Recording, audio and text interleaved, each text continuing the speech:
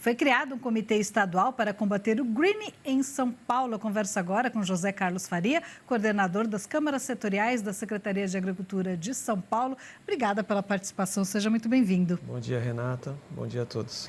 O que é esse comitê? A gente recebeu a notícia, eu achei super importante. O que é esse comitê de contingência? O comitê ele vem atender a uma necessidade da citricultura paulista. Então, a Secretaria da Agricultura já trabalha junto à cultura da citricultura, trabalhando no controle, na pesquisa, enfim, vem trabalhando para melhorar a cultura. Mas o green ele é uma doença que não respeita cerca, né? Ele é uma doença que devasta as lavouras.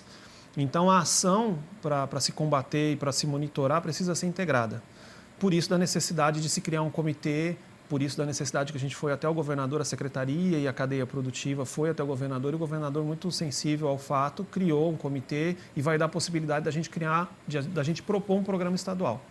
Isso de ir até o governador por quê? Para ter uma força no Estado? Sim, porque a ação que a gente tem de combate e controle ao greening, ela envolve a agricultura, né? Envolve o centro de pesquisa lá em Cordeirópolis, o IAC, envolve a defesa agropecuária, envolve a extensão rural, envolve o setor, que está na Câmara Setorial, mas ela envolve outras secretarias, por exemplo, como a de Meio Ambiente do Estado. A gente tem como forma efetiva de controle da doença, o arranquio, e depois você tem que queimar aquele pé doente.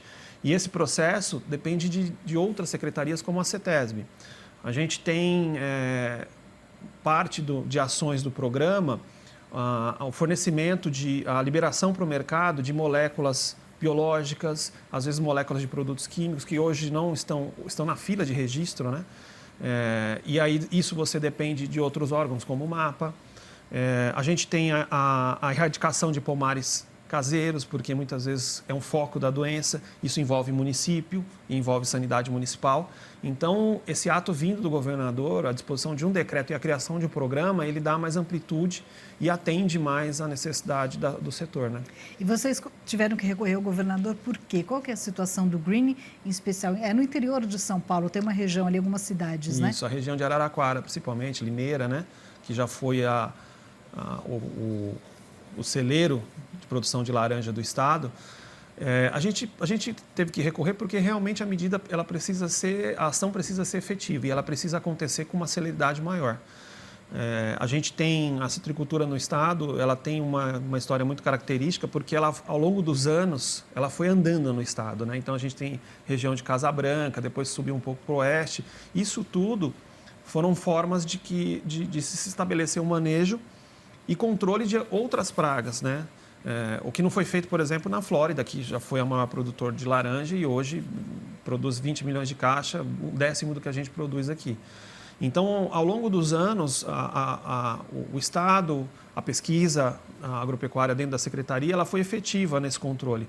O greening, ele tem um potencial muito grande de dano à lavoura. Então, a gente vai precisar de uma ação mais integrada e envolvendo aí as outras entidades, né? Há o risco de acontecer em São Paulo, o que aconteceu na Flórida? A gente está trabalhando para que não aconteça. Assim, tecnicamente falando, como engenheiro, como alguém da casa, a gente tem tudo para que não aconteça, porque esse não é o primeiro, assim, o greening não é a primeira doença dos citros, né? Diferentemente do que aconteceu nos Estados Unidos, em São Paulo, especificamente aqui no IAC, se investiu em pesquisa. Então, você melhorou os porta-enxerto, você melhorou as práticas de manejo, se descobriu práticas biológicas para o controle. Então, aqui a gente é referência não só para o Brasil, mas é referência para o mundo no trabalho que a gente faz junto à citricultura. Por isso que a citricultura de São Paulo é o que é. E aí a história você já deve conhecer, a cada 5 copos de laranja no mundo, 4 são de São Paulo. Então, a gente tem expertise, tem técnica, a gente tem setor muito forte aqui, né? A agroindústria, o Fundecitrus, a gente sempre é parceiro nessas ações.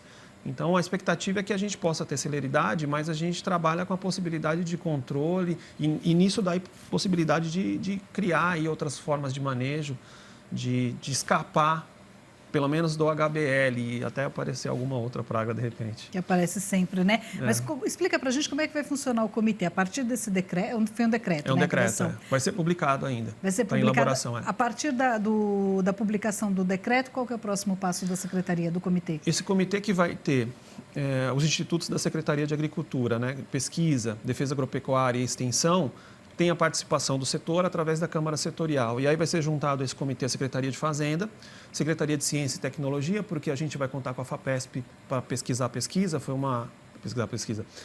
para apoiar a pesquisa, né? Foi um pedido do governador que a FAPESP participasse, porque essa ação ela tem ação de curto, médio e longo prazo. A curto prazo, a gente vai intensificar as ações nos pomares contaminados e as práticas de manejo necessárias. A médio prazo, a gente vai planejar, eventualmente, o manejo desses pomares, inclusive até a eventualidade de você mudar os locais. E a médio e longo prazo, a pesquisa. Porque a citricultura paulista é o que é, porque foi baseada em pesquisa. Então, nisso daí você conta com a Secretaria de Agricultura, você conta com a Secretaria de Fazenda, você conta com a Secretaria de Ciência e Tecnologia e com a Secretaria de Meio Ambiente. Então, a partir do momento que o governador determina que essas secretarias tenham foco, porque a determinação é essa, é foco total para o controle do greening, a gente consegue uma maior agilidade. Feito isso, esse comitê vai ter a incumbência de fornecer ao governador um programa de Estado. Então, a gente vai ter um programa e para a gente e para o produtor é muito importante porque é uma ação perene, não é uma ação só de gestão, é uma ação de Estado. Então, a gente vai poder, todo ano, planejar, trabalhar agora para ações imediatas, ações para o ano que vem.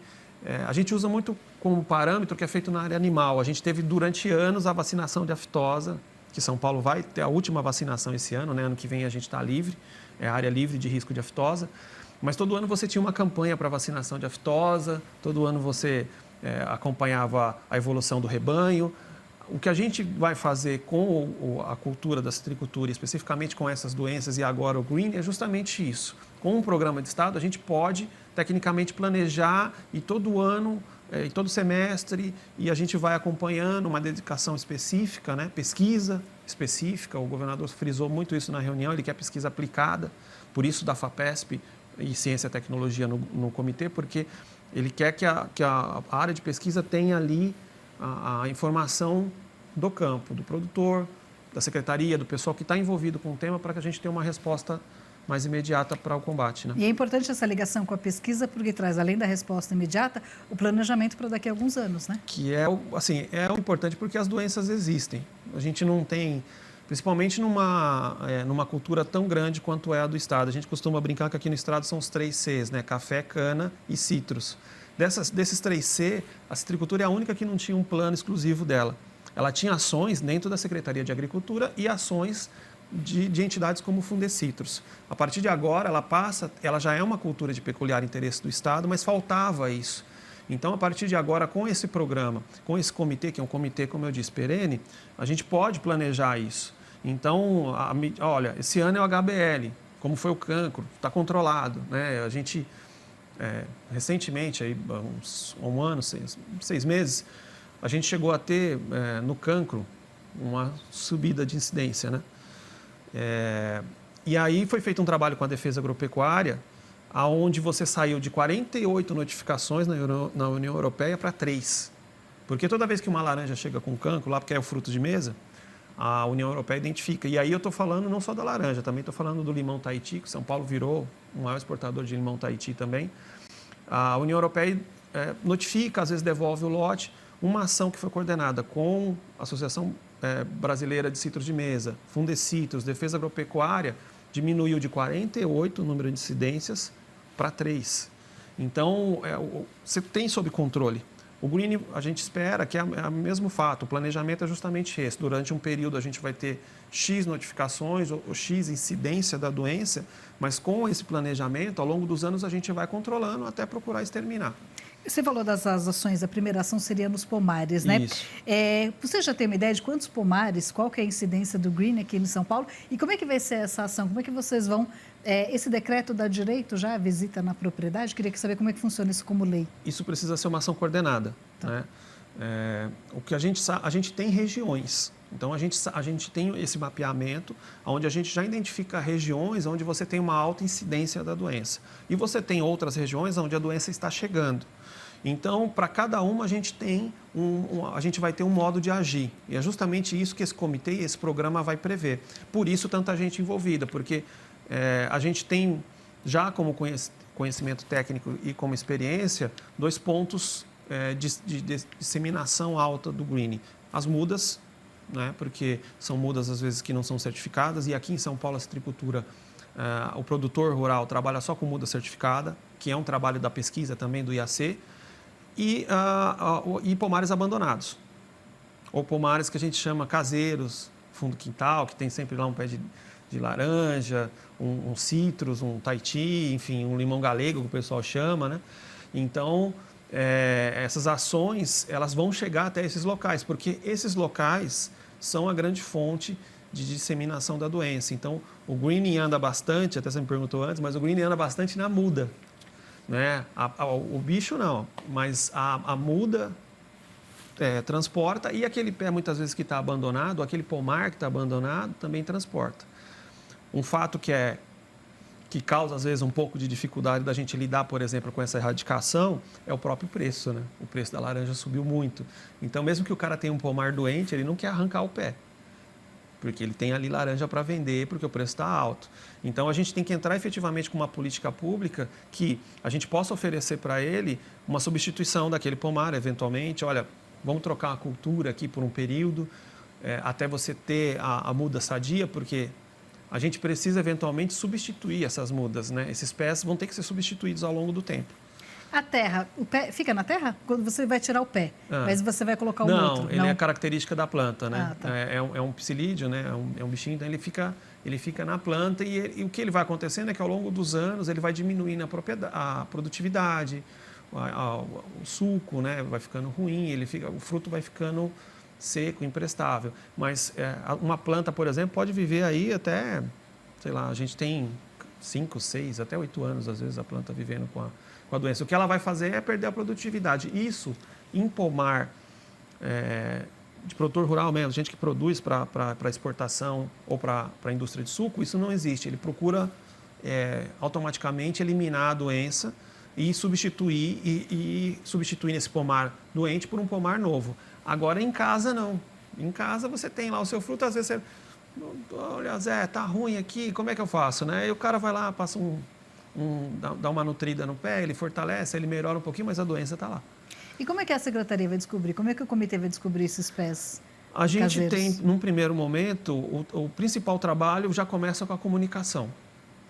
Porque a gente precisa comunicar às pessoas disso, a pessoa não sabe, né? Sindicatos rurais? Sindicatos, associações, as próprias casas de agricultura, através da CAT, né? A CAT, nós temos 642 municípios, a CAT está presente em praticamente 90% deles através das casas de agricultura e dos EDRs, então, e das regionais, né? Então, a gente primeiro vai um início com a comunicação maciça, que envolve o Estado e envolve a cadeia produtiva, no caso o Fundecitros, a Câmara Setorial. E dentro dessa ação de comunicação, a gente vai colocando as alternativas, não só de manejo, porque aí a gente passa por capacitação desses produtores, como também da necessidade de substituição desse pomar. E aí a gente vai entrar com outras iniciativas, por exemplo, como financiamento para aquele pequeno produtor trocar aquele pomar, porque às vezes ele fornece aquela laranja, não é para suco, é para feira, é aquelas que a gente encontra no mercado. Então você não pode tirar isso dele, porque é alternativa de renda. Então, a ideia é que a gente tenha uma linha de financiamento através do FEAP, que é o fundo da Secretaria, para que a gente possa ter uma política de substituição daquele pomar. Então, hoje ele está plantando citros, olha, o senhor segura os citros, planta um pêssego, a gente vai substituindo para outras frutas com um manejo mais adequado e que não representem risco para as lavouras instaladas já na citricultura, né? Você falou dos pomares abandonados. Eu estive há uns anos atrás numa produção, gravando com um produtor de laranja, e ele comentou comigo, falou, mas o perigo não é aqui, era justamente sobre o green. Ele falou, o perigo não é aqui, o perigo é naquela ali, naquela fazenda que foi abandonada. Exato. Porque o produtor, ele não conseguiu combater a doença, ele cansou, né, das perdas econômicas e ele abandonou. E como é que vocês vão trabalhar isso com relação? Porque a responsabilidade ainda é do proprietário, né, de dizimar, de tirar aqueles pés, né? Na verdade, o que acontece? A gente está falando de um risco sanitário para a cultura. primeiro de tudo, é um risco grave para a cultura. Então, por isso das ações estarem galgadas em um comitê e depois em um programa. Então, a gente, dentro disso, precisa prever várias formas de acessar essas propriedades, de acessar esse produtor. E aí é um trabalho, às vezes, de convencimento, mas às vezes é um trabalho de ação também. O cara fala, olha, meu pé está aqui, mas eu não tenho recurso para mexer nisso aqui, a área está abandonada, isso aqui era do meu avô, enfim. Então, a gente, dentro dessas ações, tem que prever o acesso às propriedades, precisa prever uma política realmente, por exemplo, para substituir, nesse caso, o fato de que, às vezes, a gente precisa do apoio da municipalidade para acessar algumas áreas e limpar essas áreas. Se assemelha muito ao que a gente faz com a dengue, né? Quando o pessoal está na busca da dengue, piscina fechada, enfim. Então, a ação ela justamente começa no Palácio, e aí eu volto a referenciar, porque isso é muito importante, é o primeiro governador que realmente trouxe ali e disponibilizou para a área técnica oferecer um programa, porque a ação ela vai ter que ser integrada, ela vai envolver municípios também, porque você imagina um município que tem a produção dele lá e tem todos os produtores focados ali na laranja, aí você chega lá e encontra um foco gigantesco que você precisa erradicar.